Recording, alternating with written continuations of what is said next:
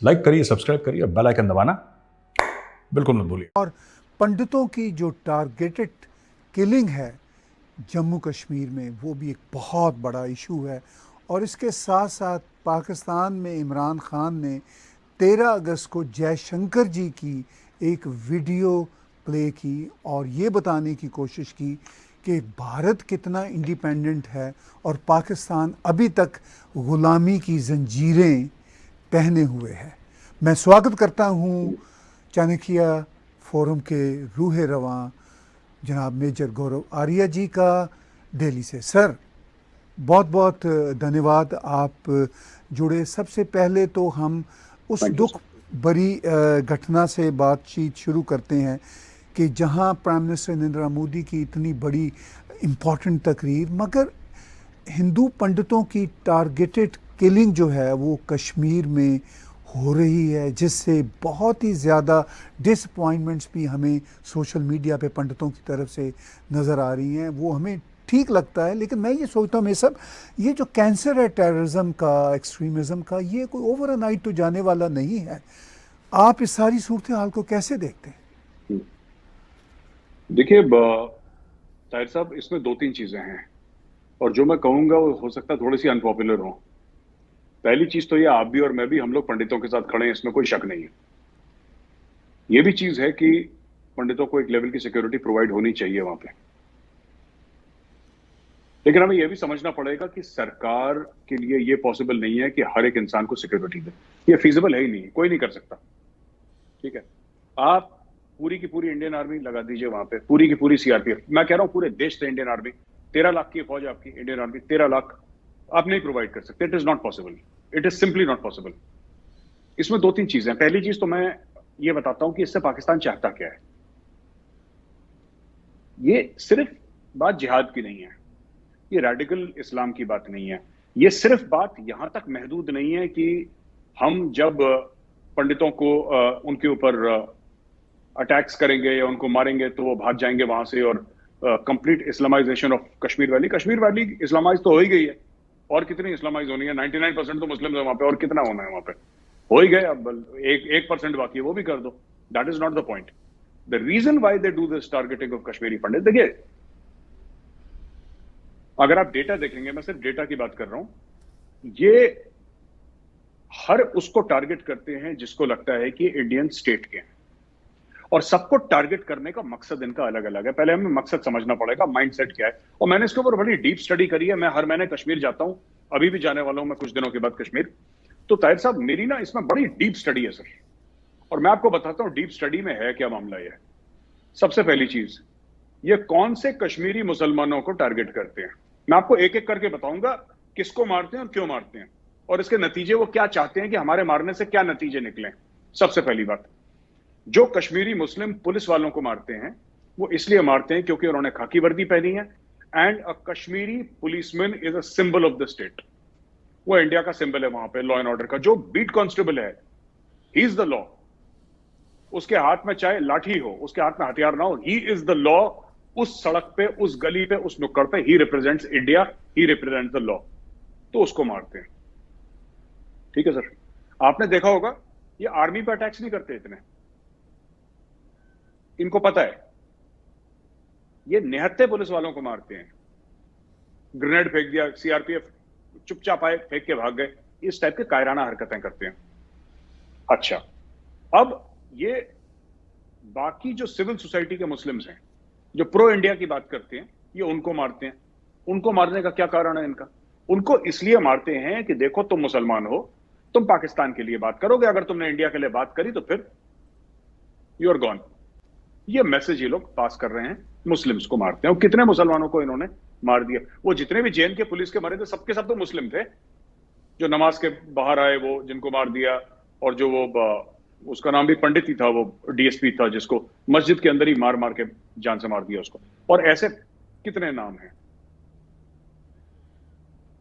अब मैं आता हूं पंडितों को क्यों मार रहे हैं। पंडितों को, इनको जो पंडितों को टारगेट कर रहे हैं ना, इसके 3 रीजंस हैं। Number 1 reason, complete and absolute Islamization of the valley, number 1। Number 2, Pandit वहां से भाग जाएं जो पॉइंट 1 से कनेक्टेड है।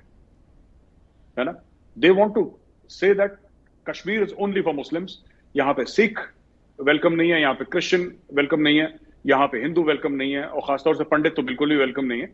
तो ये बात तय है।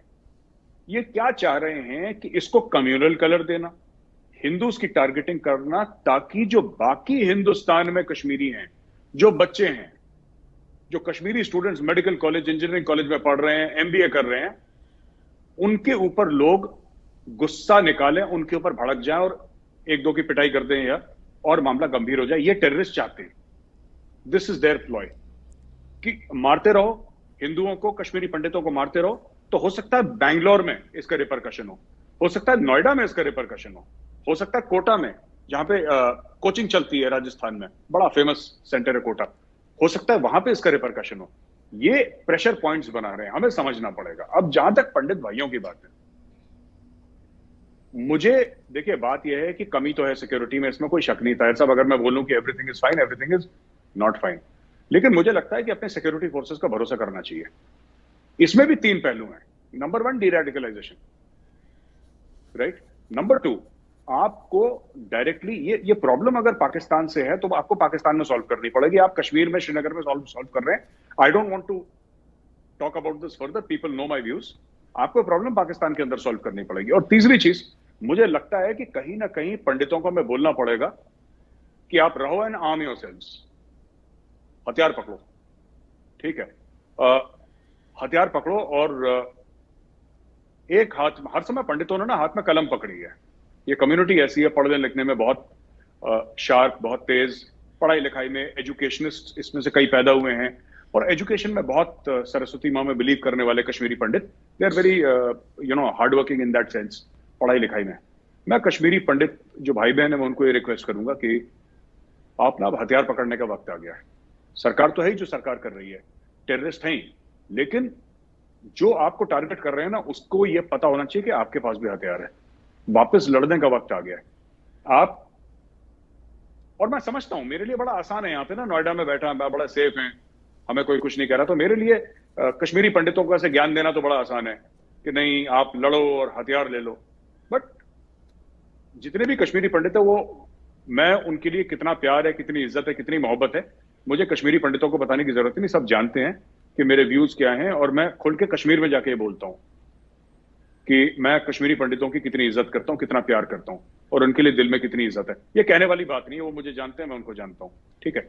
लेकिन कहीं ना कहीं अगर आप चले जाएंगे दोबारा यहां से जम्मू, तो टेररिस्ट विल सक्सीड। तो इसका क्या मतलब है कि क्या आप अपने भाई बहन, माँ बाप, इनकी कुर्बानियां देते रहें? बिल्कुल नहीं, बिल्कुल नहीं। मैं ये नहीं कह रहा कि आप इनकी कुर्बानियां दें, लेकिन कहीं ना कहीं वापस लड़ना पड़ेगा। And you have to fight violence with violence. कहीं ना कहीं अगर टेररिस्ट गोली चलाए और कश्मीरी पंडित की तरफ से गोली वापस चलती है सेल्फ डिफेंस में, तो इनको भी पता लग जाएगा कि बॉस, ये ऐसे नहीं है कि आप घर में गए, घुसे और मार दिया आपने। तो मैं सरकार से भी यही अपील करूंगा, और वहां पे सिन्हा साहब हैं जो लेफ्टिनेंट गवर्नर, मैं उनसे भी अपील करूंगा, sir, arm the Kashmiri pandits, arm them, give them training. वहां पे इंडियन आर्मी है, आप कश्मीरी पंडितों, जो लड़के हैं, लड़कियां हैं, बच्चे हैं, उनको पकड़िए, इंडियन आर्मी को बोलिए वहां पे ट्रेनिंग दें उनको, और उनको वेपन्स दीजिए सर। अगर आपको उनको सोफिस्टिकेटेड वेपन्स देने हैं, ये सिंगल बोर राइफल नहीं, अगर आपको उनको AK-47 देनी है तो उनको लाइसेंस दीजिए, एक्सेप्शनल सर्कमस्टेंसेस में प्रोहिबिटेड बोर। कश्मीरी पंडितों के घर में डालिए AK-47, डालिए उनके पास पिस्टल्स, और फिर आने दीजिए टेररिस्ट को। ये भी जब गोली चलाएंगे तब पता लगेगा कि आप ऐसे किसी पंडित के घर में घुस के मार नहीं सकते उसको ना, वहां से भी रिस्पॉन्स आएगा।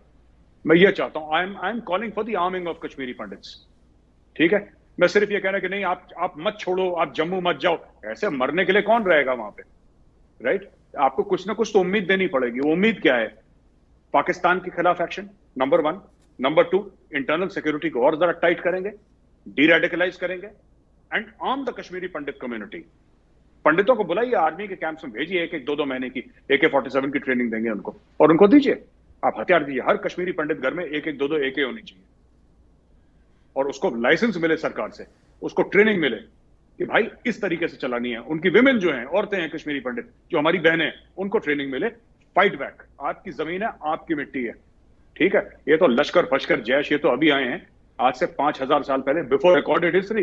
ये जमीन किसकी है? तो पंडितों की जमीन है ना कश्मीर, ये सर पंडितों की जमीन है ना। तो वाई शुड पंडित्स लीव? ये अपनी जमीन क्यों छोड़ें? पर हम उनको ये बोल देंगे कि आप ऐसे भिड़ जाओ। कैसे निहत्था आदमी कैसे किस तरीके से भिड़ सकता है आतंकवादियों से? नहीं भिड़ सकता। It is wrong for us to ask him for that. So arm them.